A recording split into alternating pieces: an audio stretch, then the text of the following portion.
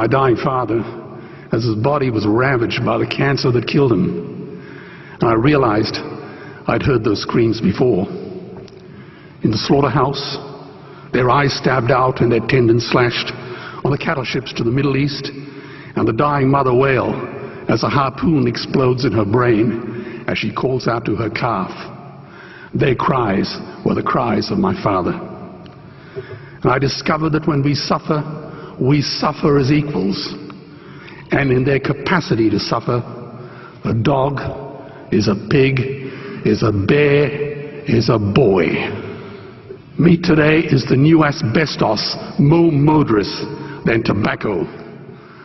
CO2, methane and nitrous oxide from the livestock industry are killing our oceans with acidic, hypoxic dead zones. 90% of small fish are ground up into pellets to feed to livestock. Vegetarian cows today are the world's largest ocean predators. The oceans are dying in our time. By 2048, all our fisheries will be dead, the lungs and the arteries of the earth. Billions of bouncy little chicks are ground up alive simply because they are male. Only 100 billion people have ever lived. 7 billion people live today. And yet we torture and kill 2 billion sentient living beings every week. 10,000 entire species are wiped out every year because of the actions of one. And we are now facing the 6th mass extinction in cosmological history. If any other organism did this, a biologist would call them a virus. It is a crime against humanity of unimaginable proportions. But happily, the world is changing. 10 years ago, Twitter was a bird sound. www was a stuck keyboard. Cloud was in the sky. 4G was a parking space. Google was a baby's burp. Skype was a typo. And Al-Qaeda was my plumber. Victor Hugo said, "There is nothing more powerful than an idea whose time has come." Well, animal rights today is now the greatest social justice issue since the abolition of slavery. Do you know there are over 600 million vegetarians in this world? And that is bigger than the United States, England, France, Germany, Spain, Italy, Canada, Australia, New Zealand, all put together. If we were one nation, we would be bigger than the 27 nations of the European Union. Can you believe that? And despite this massive demographic footprint, we are still drowned out by the raucous hunt and shoot and killing cartels who believe that violence is the answer when it should not even be a question. Meat kills animals, kills us, and is killing our economies. Medicare has already bankrupted the United States.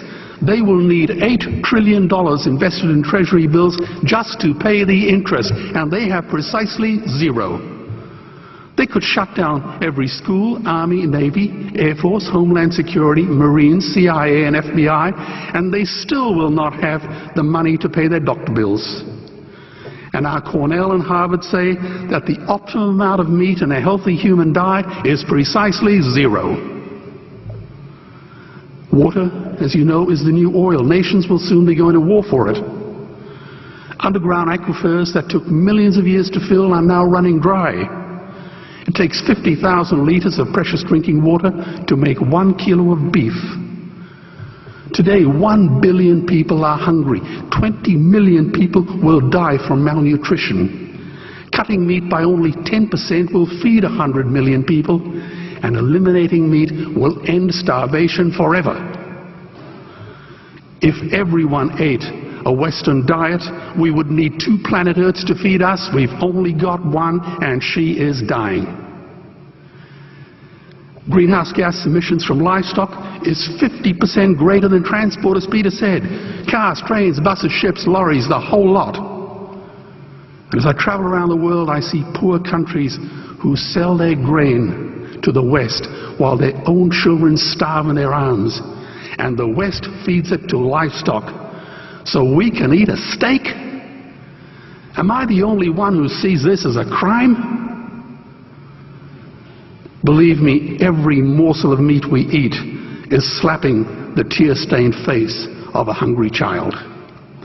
When I look into her eyes, do I remain silent? The earth can produce enough food for everyone's need, but not enough for everyone's greed. We are facing the perfect storm. If any nation had developed weapons that could wreak such havoc on the planet, we would launch a preemptive military strike and bomb it back into the Bronze Age. But it's not a rogue state, it's an industry. The good news is we don't have to bomb it. We can just stop buying it. Sir George Bush was wrong. The axis of evil does not run through Iraq, Iran, or North Korea. It runs through our dining tables. Weapons of mass destruction are our knives and forks. Our proposition is the Swiss Army knife of the future. It solves our environmental, water, human health problems and ends cruelty forever. The Stone Age didn't end because we ran out of stones. This cruel, disgusting industry will end because we run out of excuses. Meat is like the 1 and 2 cent coins. It costs more to make than it's worth. And I come from the bush. Farmers are the ones with the most to gain. Farming won't end, it would boom. Only the product line will change. Farmers would make so much money they won't even bother counting it, and I'd be the first to applaud them. Governments would love us. New industries would emerge and flourish. Health insurance premiums would plummet. Hospital waiting lists would disappear. Hell, we'd be so healthy, we'd have to shoot someone just to start a cemetery. So tonight I have 2 challenges for the opposition. 2 challenges. Meat causes a wide range of cancers and heart disease.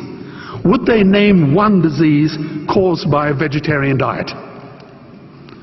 And 2, I'm funding the Earthlings trilogy.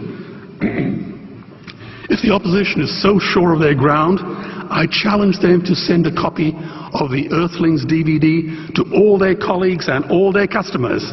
Go on, I dare you.